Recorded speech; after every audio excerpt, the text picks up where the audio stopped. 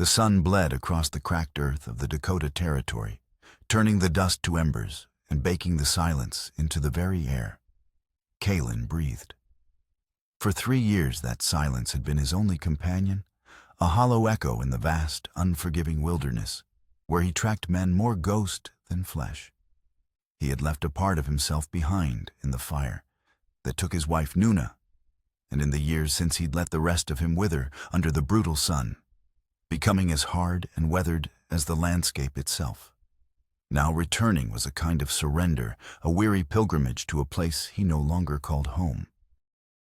He rode into the town of Redemption Creek not as a returning hero or even a familiar face, but as a shadow.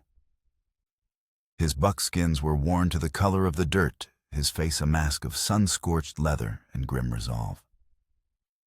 His horse, a sturdy Mustang named Ghost for its pale coat and quiet tread, moved with the same exhausted patience as its rider. He had planned to pass through a ghost revisiting his own grave, perhaps to catch a glimpse of the daughter he had abandoned in the fog of his grief, and then disappear back into the wilderness. The world had other plans. The first crack of gunfire shattered the afternoon's oppressive calm. It was sharp, definitive, tearing through the drone of flies and the distant clang of a blacksmith's hammer. Kalen's head snapped up. Instinct honed by years of survival took over. He slid from Ghost's back, pulling the horse into the narrow alley between the general store and the assayer's office. Another shot, then another. Shouts erupted from the far end of the dusty main street, where the Redemption Creek Bank stood its respectable facade, suddenly a backdrop for violence. Through the gap between the buildings, Kalen saw them. 4 riders, their faces obscured by bandanas, were backing out of the bank canvas sacks slung over their shoulders. The townspeople, moments before going about their mundane business, were now scrambling for cover, their panicked cries swallowed by the sheer audacity of the daylight robbery.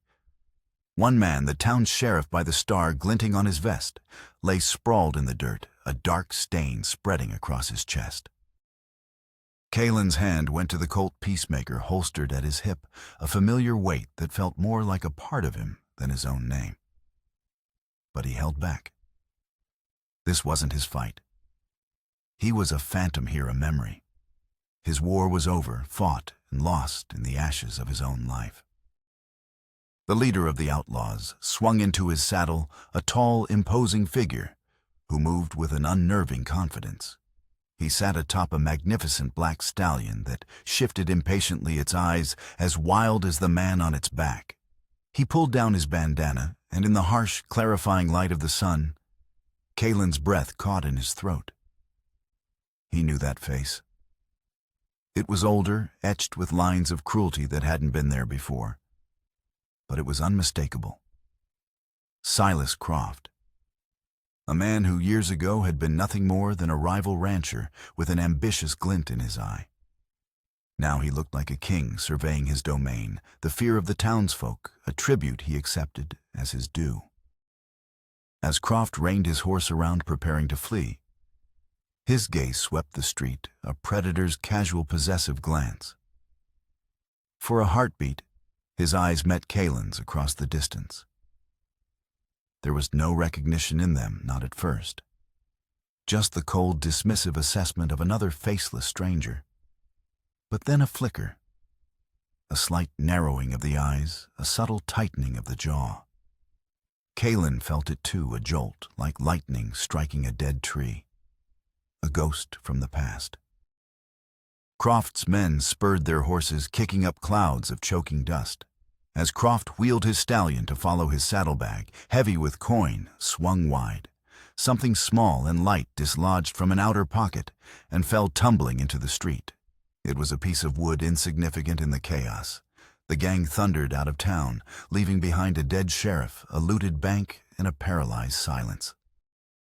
Kalen remained hidden in the alley, his heart pounding a frantic, painful rhythm against his ribs. His plan to pass through unnoticed was now a ruin.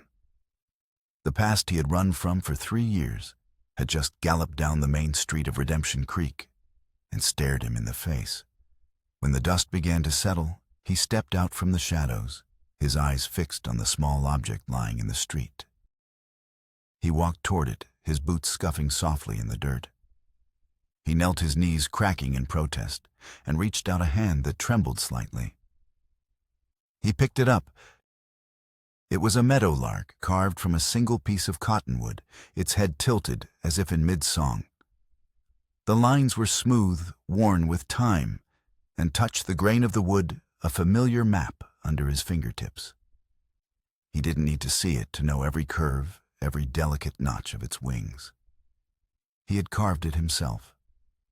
He had spent a week on it, sitting by the fire in the small homestead he had built with his own hands, while his wife Nuna watched him, her smile as warm as the flames. He had given it to her on the morning their daughter was born, a token of a life so full of promise. It felt infinite. His throat tightened, a knot of grief so sharp and sudden it almost brought him to his knees. This trinket, this piece of his soul, had been with Nuna on the night of the fire. It should have burned with her. It should have turned to ash along with everything else he had ever loved. Yet here it was in the dirt of Redemption Creek, fallen from the saddle of Silas Croft, the man who now ruled this town with a gun and a cold, dead stare. Kalen closed his hand around the wooden bird, its smooth form a stark contrast to the calloused roughness of his palm. The silence of the plains was gone, replaced by a roaring in his ears. He was no longer a ghost passing through. He was a man with a question so vital it felt like a shard of glass in his heart. Why did the man who ran this town have the last piece of his dead wife? He looked up, his gaze following the trail of dust that marked the rider's escape. He could not leave. Not now. He had to stay. He had to know. The past was not buried. It was here, alive and breathing, and it had just declared war. The days that followed were a slow, simmering burn. Kalen took a room at the boarding house, a quiet, almost invisible presence, in a town still reeling from the bank robbery and the murder of its sheriff. He spoke little, his words as sparse and carefully chosen as footsteps in hostile territory. He listened. In the saloons, in the general store, at the blacksmith's forge, he let the talk of the town wash over him, piecing together the story of Silas Croft. The name was spoken in whispers, a mixture of fear and grudging respect. Croft had arrived a few years back, not long after Kalen had left. He bought up land foreclosed on failing ranches and consolidated his power with a quiet, brutal efficiency. His ranch, a fortress-like manor on the bluffs overlooking the creek, was a symbol of his dominion. His men, the same ones from the robbery, were his private army enforcing his will where the law was too weak or too scared to interfere. Redemption Creek wasn't a town anymore. It was Croft's personal fiefdom. Kalen moved through this new world like a wraith, his senses alive to every detail. He saw the silver gleam of moonlight on frost-covered sagebrush during his long, sleepless nights, a stark beauty that did nothing to soothe the ache in his chest. He heard the mournful cry of a lone coyote echoing through the canyons, a sound that spoke of a solitude as profound as his own. The town was a cage of memories, and Croft was its warden. His investigation was a delicate dance. He gleaned information from a nervous stable hand, a bitter rancher who'd lost his land, a weary woman running the mercantile. The pieces slowly came together, forming a portrait of a tyrant. But it was a conversation with the town's doctor, a man named Elias, that gave him the first real clue.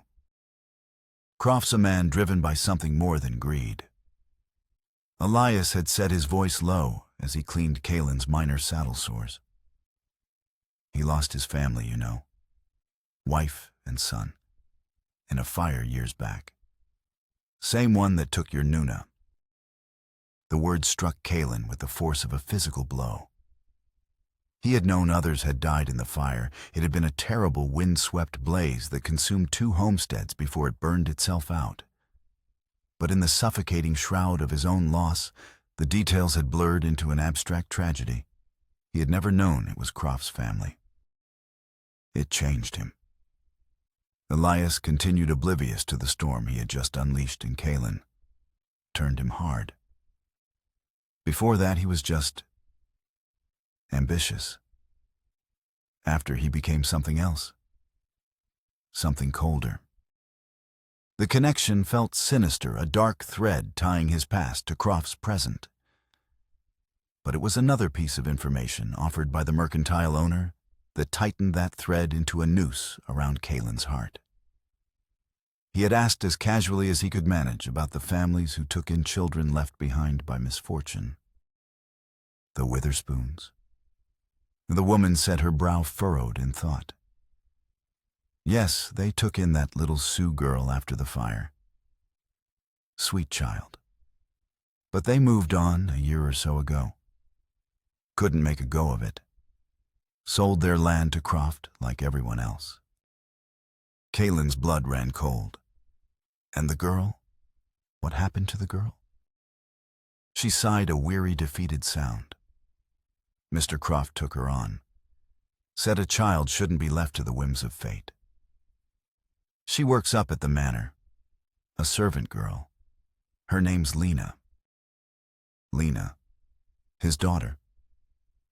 The 6-year-old child he had last seen as a toddler, her face a blur of tears and confusion as he handed her over to strangers, his own grief a wall he could not see past. He had told himself it was for her own good, that he was too broken to be a father. He had promised himself he would return when he was whole again, a promise that had dissolved into the dust of 3 lonely years. Now she was a servant in the house of the man who held the last relic of her mother, a man whose family had died in the same flames. His personal mission, once a vague hope of seeing her from a distance, was now a sharp, undeniable imperative. He had to see her. He had to know she was safe.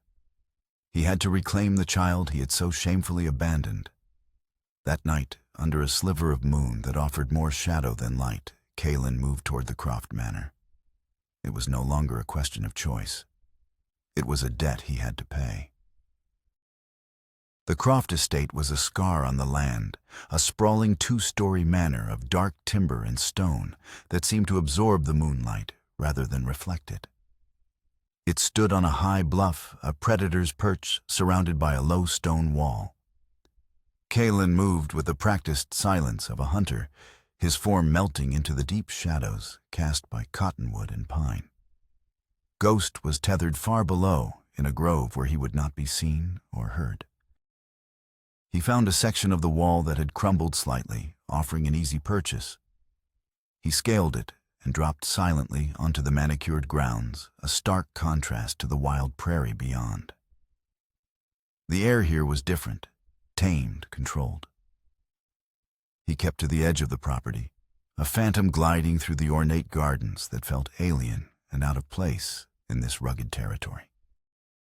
Lights burned in a few of the downstairs windows, but the upper floor, the living quarters, was mostly dark. He circled the house, his eyes scanning for any sign of his daughter. He was looking for a child's room, a flicker of a candle, anything. He found it on the far side of the manor, a small window on the ground floor set back from the main structure. It was a servant's room, humble and isolated. A soft yellow light emanated from within, the only warm glow in the entire, imposing structure. Kaylin crept closer, his heart a frantic drum against his ribs. He pressed himself against the rough-hewn wooden wall beside the window, daring to peer around the edge. The room was small and sparsely furnished. A simple cot, a wooden chest, a wash basin. A young woman with long dark hair sat on a stool, her back to the window. In the cot, a small form was bundled under a thin blanket. "Lena!" His breath hitched. He could only see the top of her head, a spill of dark hair so like her mother's, it was a physical blow. He felt a wave of shame so profound it nearly buckled his knees. He had missed everything. Her first words, her first steps as the person she was becoming. He was a stranger to his own child. The woman on the stool leaned forward, her movements gentle. She began to hum. It was a soft, low melody, a simple tune that rose and fell like a gentle breath. Kaylin froze. The air left his lungs. It was not just any tune. It was the lullaby. An ancient Lakota song passed down through Nuna's family for generations, a secret melody sung only to the children of their line. Nuna had sung it to him on quiet nights, her voice a whisper against his ear. She had sung it to the child growing in her womb. It was a song of their family, a sacred private thing. It was a melody this servant, this stranger, had no earthly reason to know. He watched mesmerized and horrified as the woman whose name he did not know hummed the song of his heart to the daughter he had left behind. The sound was a key, unlocking a part of his memory he had kept bolted shut. The melody was inextricably linked to Nuna, to their love, to the life that had been stolen from them. Hearing it from the lips of another felt like a profanity, a desecration. Who was she? How did she know it? The questions hammered at him louder and more urgent than the mystery of the wooden meadowlark. This was a deeper violation, a theft of something more precious than a trinket. It was a theft of memory, of legacy. He waited until the humming stopped and the light in the room was extinguished. He waited until the entire manor was plunged into a deep, impenetrable darkness. But he did not leave. He stayed pressed against the cold wall, the lullaby echoing in his mind, a haunting refrain that intertwined with the image of Silas Croft's cold eyes and the impossible wooden bird in his pocket. The pieces of the puzzle were all here in this place, but they formed a picture he could not comprehend. He knew only one thing with chilling certainty: his daughter was at the center of it all, and he had to get her back before this dark, tangled history consumed her too. The next day, Kaylin sought out the woman. He found her in the town market, her basket filled with provisions for the Croft household. She was younger than he'd thought, with a quiet, guarded composure that seemed too old for her years.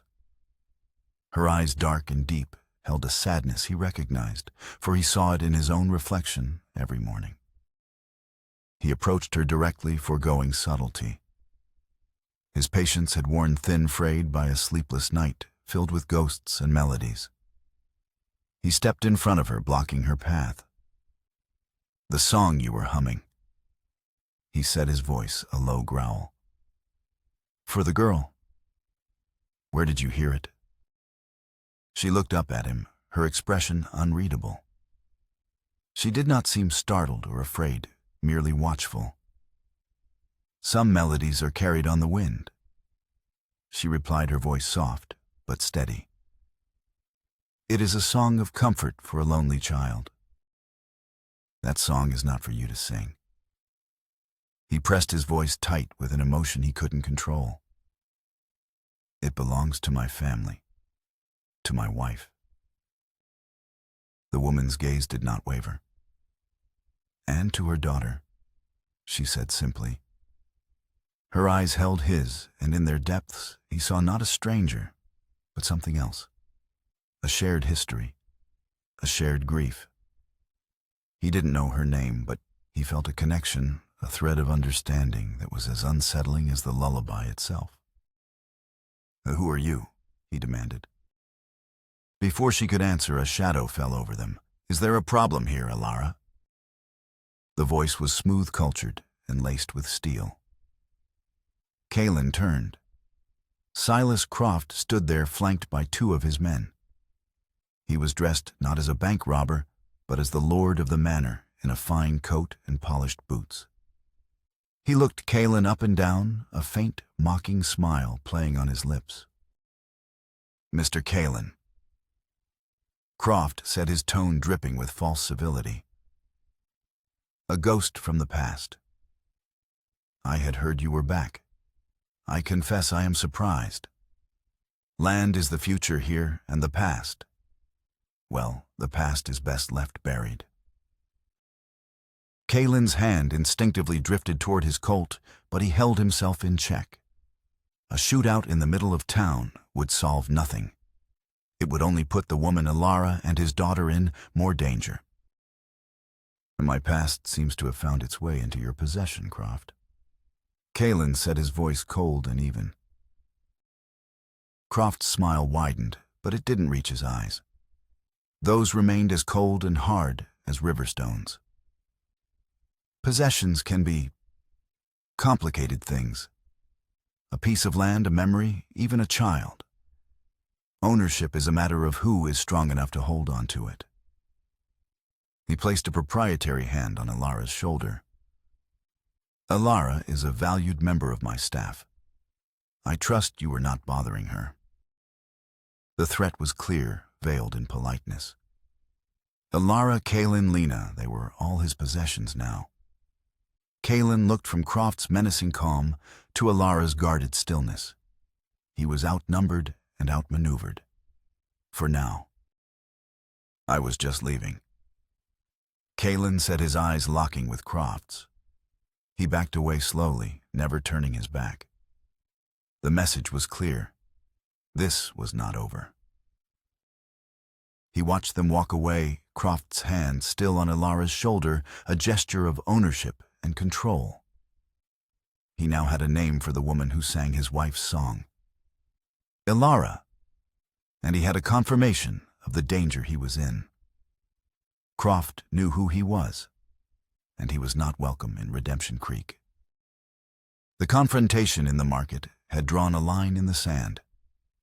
Kalen was no longer just an observer.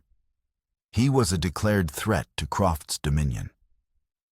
He could feel eyes on him wherever he went, the cold, watchful stares of Croft's men.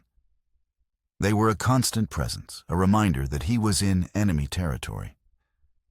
But fear was a luxury he had shed long ago, along with hope and happiness. All that remained was a grim, unyielding purpose. He needed an ally. He needed answers. He needed to speak to Alara again, away from the prying eyes of her master. He spent the next 2 days watching the manor, learning its rhythms, the comings and goings of the staff, the patrols of Croft's guards. He was a scout, and this was a different kind of wilderness, a landscape of secrets and lies. On the third night, a slip of paper appeared under his door at the boarding house. The handwriting was neat, precise. The old chapel by the river. Midnight. Come alone. There was no signature, but he knew who had sent it. The chapel was a ruin, its roof long since collapsed, its walls a skeletal frame against the starry sky. Moonlight streamed through the empty window frames, painting the dusty floor in shades of silver and black. Kalen entered with caution, his senses on high alert, his hand resting on the butt of his peacemaker. Alara was waiting for him in the shadows of what was once the altar. She stepped into a patch of moonlight, her face pale and serious. You should not have come back, Kalen. She said, her voice a low whisper that barely disturbed the sacred silence of the place. You knew I would, he replied. You knew who I was in the market. She nodded. I have known you would return since the day you left. I have been waiting. Why? He asked, the single word heavy with 3 years of questions. Who are you, and how do you know that lullaby? She took a slow breath, as if steeling herself. The lullaby was my mother's, and her mother's before her. It was sung to me just as it was sung to my older sister. She paused, her dark eyes locking onto his. My sister Nuna. The world seemed to tilt on its axis. Kalen stared at her, the pieces clicking into place with a horrifying, sickening clang. The resemblance he'd glimpsed, the shared grief in her eyes, it wasn't a coincidence.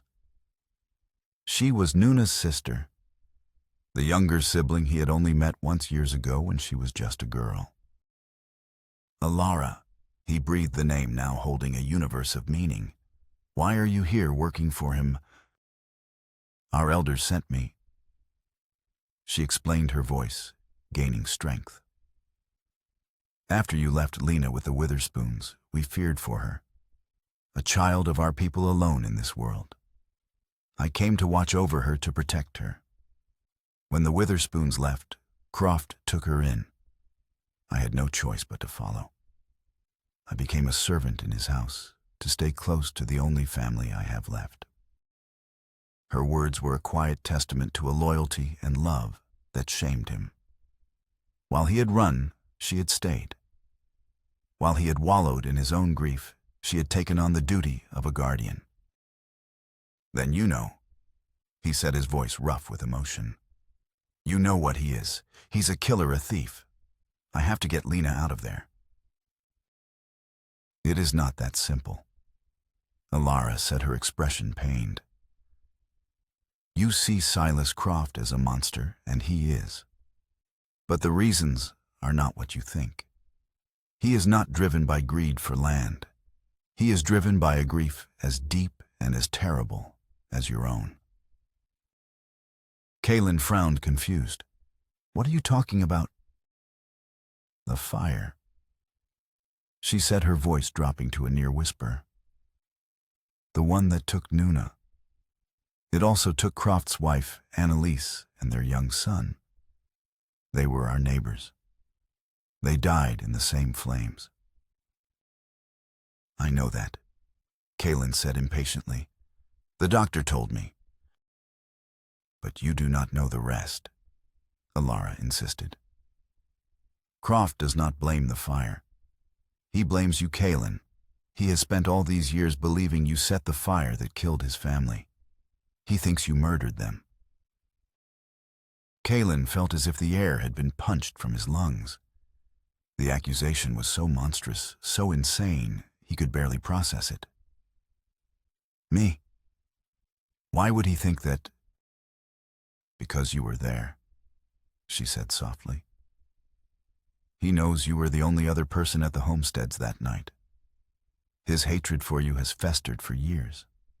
His power, his cruelty, this town he has built. It is all part of a long, slow revenge. He is not just trying to build an empire. He is trying to destroy everything you ever were, piece by piece." He sank onto a fallen timber, his mind reeling. Croft's cold stare, the flicker of recognition, the possessive way he spoke of the past, it all made a terrible kind of sense. The man wasn't just a land baron. He was a hunter, and Kaylin was his prey. "And the lullaby?" he asked, his voice hoarse. "How did he—" Nuna and Annalise were friends. Alara revealed the secret, a fragile offering in the ruined chapel. They met in secret, away from the distrust of their people. They shared stories, dreams. They were like sisters. Nuna taught Annalise the lullaby as a gift, a promise of peace between their worlds. It was their secret. A friendship he never knew about, a secret that had survived the flames passed down through the memory of Croft's household, only to be hummed by Nuna's own sister to Nuna's own child. The irony was a bitter poison. "The meadowlark," Kaylin said, pulling the wooden bird from his pocket. The moonlight caught its smooth, worn surface. Nuna must have given it to her.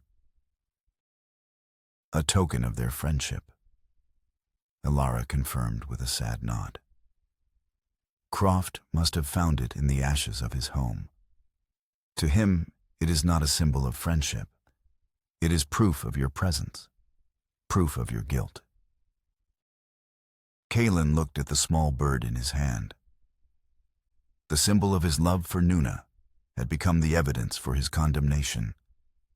He was trapped in a web of mistaken identity and misplaced blame, a ghost haunted by a crime he did not commit, hunted by a man who was as much a victim as he was.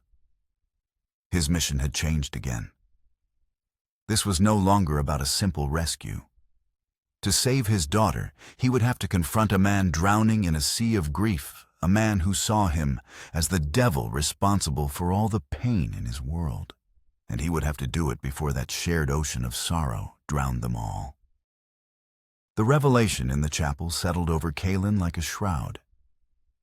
He and Croft were two sides of the same tarnished coin, both broken by the same fire, both convinced of the other's villainy. With Alara as his ally, a tentative plan began to form. It was no longer enough to steal Lena away in the night. Croft's obsession was too deep. He would hunt them to the ends of the earth. Kalin had to face him to unravel the lie that had poisoned both their lives. He and Alara devised a system of communication, a piece of cloth left on a specific windowsill, a stone placed by a certain fence post. Through these silent messages, Alara fed him information. She told him of a faded portrait of a woman and child that Croft kept in his study, a portrait he would stare at for hours. She spoke of his violent mood swings, his moments of profound, silent despair. He was a man hollowed out by loss. Kalin, in turn, began to leave his own mark on the town. He did not challenge Croft directly, but he began to push back at the edges of his power. He stopped two of Croft's men from shaking down the blacksmith, not with a gun, but with a quiet, unmovable presence that promised violence far more terrifying than their loud-mouthed blustering. He paid the debt of a family about to be evicted from their home with the last of the money he'd earned as a scout. He was becoming a symbol of resistance, a ghost who refused to stay buried. The town began to watch him, and their fear of Croft slowly being tempered by a flicker of hope. Even the new sheriff, a man named Miller, who had been little more than a puppet for Croft, started to look at Kalin with a grudging respect. Kalin approached him one afternoon, finding him staring at the unsolved file on the fire from 3 years ago. That fire was never an accident. Kalin set his voice low. Sheriff Miller looked up, startled. "That's a dangerous thing to say, Kalin." "The truth usually is," Kalin replied. "2 families were wiped out that night, mine and Croft's. You think that's a coincidence?" Miller closed the file, his face a mask of conflict. "I think what Croft tells me to think. It's safer that way." But a seed of doubt had been planted. The tension in Redemption Creek grew thicker with each passing day. The sky itself seemed to reflect the mood, the clear, bright blue of summer, giving way to a hazy, bruised purple. Dust devils danced on the horizon, harbingers of the powerful storms that often swept across the plains in late autumn. The breaking point came sooner than Kalin expected. Alara sent an urgent message, a single black feather left under a loose stone. It was their signal for extreme danger. Kalin found her late that night, waiting for him by the river, her face etched with fear. "He knows," she whispered, her words tumbling out in a rush. "He knows we've been speaking. One of the other servants saw us. He confronted me. He was unhinged. He said he would not let the ghost of his past steal the last thing he had in this world." "Lena." Kalin breathed a cold dread seeping into his bones. Alara nodded, her eyes wide with terror. "He's taking her away. To his private hunting lodge deep in the Badlands. He said he's going to protect her from you. Kalin, he sees her not just as a servant, but as a substitute for the child he lost. In his twisted mind, protecting her is his only path to redemption. He's leaving at dawn." The sky to the west was already a canvas of angry, swirling clouds. A storm was coming, a big one. The wind was picking up, carrying the scent of rain and turmoil. Croft was running, and he was taking Kalin's daughter with him. There would be no more waiting, no more strategy. The time for confrontation was now. His ranch. Kalin set his mind racing. He'll gather his men and supplies there before they ride out. "You cannot go there alone," Alara pleaded. "He will kill you." "He can try." Kalin set his voice a low, dangerous rumble. He looked at the approaching storm front, a dark wall of dust and fury that mirrored the tempest in his own soul. This ends tonight, one way or another. He was no longer just a father seeking his child. He was an agent of a truth that had been buried for too long. He and Croft were bound by a shared tragedy, and tonight, in the heart of the storm, they would finally face the fire that had forged them both. The wind howled like a tortured animal, whipping dust and grit into a suffocating frenzy. The sky was a churning cauldron of black and gray, the world reduced to a maelstrom of sound and fury. Kalen rode Ghost hard, leaning low against the horse's neck, the storm a living entity trying to tear him from the saddle. He wasn't riding against it. He was riding into its heart, for Croft's ranch lay directly in its path. He reached the bluffs as the storm broke in earnest. Visibility dropped to mere feet. The sprawling manor was a phantom shape, its lights feeble and blurred against the blinding chaos. This was his cover. The storm was his ally. He dismounted at the edge of the property, leaving Ghost sheltered in a rocky alcove. He moved on foot, the wind at his back, pushing him forward. Croft's men were distracted, fighting to secure the horses in the stables, to shutter the windows against the gale. Kalen slipped past them, a true ghost in the tempest, his objective singular, the main house. He found an unlocked kitchen door and entered the sudden relative silence of the house, a stark contrast to the roaring chaos outside. He moved through the dark, opulent rooms, a predator in the lair of his enemy. He could hear voices from the front of the house, Croft barking orders. They were preparing to leave to ride into the teeth of the storm with his daughter. He found them in the grand foyer. Silas Croft stood tall and defiant, a heavy oilskin coat thrown over his shoulders. Two of his most loyal men stood with him. And between them, her small hand clutched in Croft's iron grip, was Lena. She looked so small, so fragile. Her eyes were wide with a fear that cut Kalen deeper than any bullet ever could. She didn't recognize him.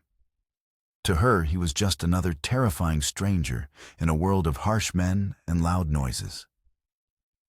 The realization was a fresh stab of guilt. "Let her go, Croft," Kalen said, his voice calm and steady as he stepped out of the shadows. Croft spun around his face, a mask of pure hatred. "Kalen, I should have known you'd be foolish enough to come here, to the very place you destroyed." "I destroyed nothing," Kalen said, holding his ground. "You and I need to talk. This has gone on long enough." "Talk?" Croft laughed, a bitter, broken sound. "The time for talk ended 3 years ago in the fire you set. You took my family. You will not take this child." He shoved Lena behind him, shielding her with his body. "She is all I have left. She is not yours."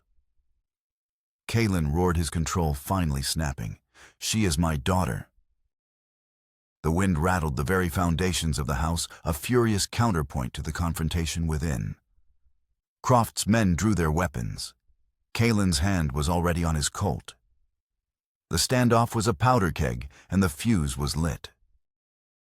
"Kill him," Croft commanded, his voice cold. The first shot was deafening in the enclosed space. Kalen dove behind a large, ornate table, the wood splintering where his head had been. He came up, firing his movements, fluid and economical. One of Croft's men crumpled to the floor.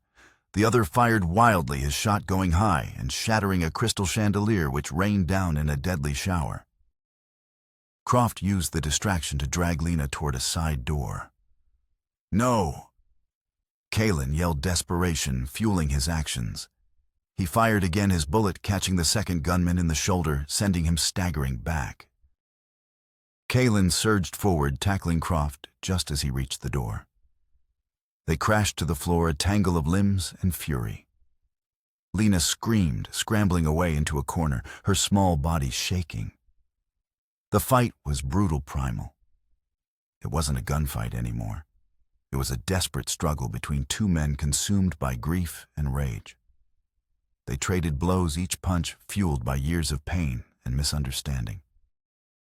The storm raged outside, a physical manifestation of their inner turmoil. A massive gust of wind shattered the large window in the foyer, and the storm poured in a vortex of dust and debris that blinded them both. They were separated, gasping for air in the choking dust. "Like you took everything from me." Croft screamed, his voice raw with anguish, as he staggered to his feet. "Annalise, my boy. I found her token in the ashes, the little bird you made for your wife, proof you were there. I was there to save them." Kalen yelled back, wiping dust from his eyes, trying to locate Croft in the swirling chaos. "I tried to get them out." He finally saw Croft's silhouette against the raging blackness of the broken window. Croft was raising his pistol, his aim unsteady. Kalen raised his own. They were poised to end it, to kill the man each believed was the monster responsible for their suffering. It wasn't him. A new voice cut through the roar of the storm.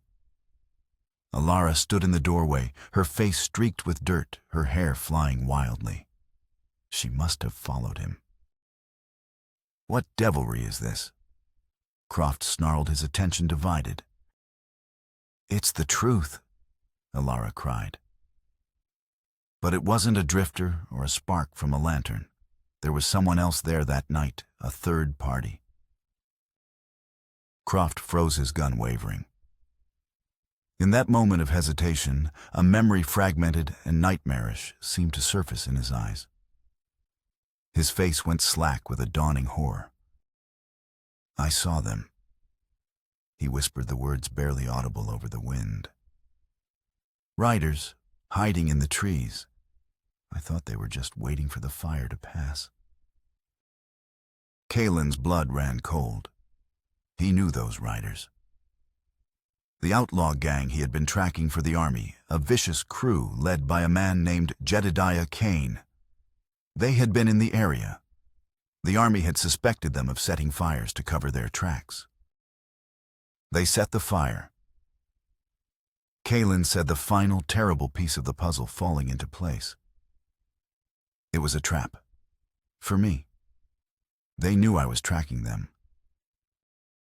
Croft's face crumbled. The hatred was gone, replaced by a devastating, soul-crushing shame. "I saw them," he repeated, his voice breaking. "I saw them ride away as the flames grew. I was afraid. I ran. I hid. I left Annalise. I left my son. I left your wife." He dropped his gun, the clatter lost in the storm. "I let them die." The confession hung in the air, a truth more destructive than any bullet. The storm outside had reached its zenith, and inside the ruined foyer, the private storm that had raged between these two men for 3 years finally broke. They were not killer and victim. They were two cowards. Kalen, who had run from his duty as a father, and Croft, who had run from the fire, leaving everyone to burn. They were just two broken men, victims of the same tragedy, who had wrongly and ruinously blamed each other for a pain that was in the end their own to bear. As the fury of the storm began to recede, a fragile, exhausted silence descended upon the ruined foyer. The wind still moaned through the broken window, but its rage was spent. Silas Croft stood amidst the wreckage, a man hollowed out by his own confession and the weight of his cowardice, a far heavier burden than his hatred had ever been. He was a king in a shattered kingdom, brought low not by a bullet, but by the truth. Kalen looked from the broken man before him to his daughter, who was huddled in Alara's protective embrace. Lena's wide, terrified eyes were fixed on him. In them he saw the reflection of his own failure. He had a choice. He could pull the trigger. He could exact revenge for Nuna for the years of being hunted for the lie that had festered for so long. The Colt in his hand felt impossibly heavy. But revenge was a fire that only consumed. He had lived in its embers for 3 years, and it had brought him nothing but ash. He lowered his gun. Justice was not his to dispense. Sheriff Miller and a small posse alerted by a stable hand who had fled the manor arrived, as dawn broke the sky, a bruised tender purple. They found a scene of quiet devastation. Kalen said nothing, letting Croft, in a voice devoid of all its former power and arrogance, tell the sheriff everything. He confessed to the bank robbery, the intimidation, the years of ruling through fear. And then, his voice cracking, he confessed to the cowardice that had cost him his family and damned him to a life of misplaced vengeance. Kalen spoke then, his voice low and clear. He told them about Jedediah Kane's outlaw gang, about the trap, about the real villains who had set the blaze and ridden away. The focus of the law shifted. The target was no longer a ghost from the past, but a tangible, monstrous enemy. Croft was taken into custody to face justice for his crimes. But as he was led away wounded and broken, he looked at Kalen, and for the first time there was no hatred in his eyes, only a shared bottomless sorrow. The war between them was over. The external plot was closed, but Kalen's journey was not. A few days later, after the last of the storm had passed and a weak sun had returned to the sky, he, Alara, and Lena traveled out of Redemption Creek. They rode not towards the wild territories, but back towards the past, to the site of the fire. The ruins of his old homestead stood as a stark, silent monument to his loss. The chimney rose like a tombstone from the blackened foundation. Weeds had begun to reclaim the land, a sign that life, however scarred, continued. He walked through the ghosts of his former life, Alara and Lena, following at a distance, giving him the space he needed. He found it near what used to be the back of the house, half buried under debris and overgrown with prairie grass. The cradle. He had built it from sturdy oak, carving Nuna's name into the headboard. It was fire-scarred, blackened, and charred, but it was intact. It had endured. He knelt before it, running his hand over the rough, burned wood. He reached into his pocket and pulled out the small wooden meadowlark. Its smooth, untouched surface was a stark contrast to the cradle's ravaged form. It was a piece of the world before the fire, a symbol of a love that had been perfect and whole. With a slow, deliberate movement, he placed the meadowlark in the center of the cradle. He was not burying it. He was giving it a home. He was letting the memory of his wife rest not in a place of anger and vengeance, but in the heart of the family they had created. He was finally ready to stop running from the past and start building a future. Lena, her curiosity overriding her fear, stepped forward. She peered into the cradle at the small wooden bird. Kalen looked at her, truly looked at her, and saw not the ghost of his wife, but the bright living spirit of his daughter. He held out his hand. After a moment's hesitation, she took it, her small fingers curling around his. He stood up, his daughter's hand in his, and turned to Alara. She stood beside him, her presence a quiet promise of support, of a new beginning, forged from shared loss and a shared love for Nuna and for the child who was her legacy. The three of them stood together, a small, fragile family silhouetted against the vast, open prairie. Kalen's journey was complete. He had not found justice, not in the way he'd imagined. He had found something far more valuable. He had found redemption.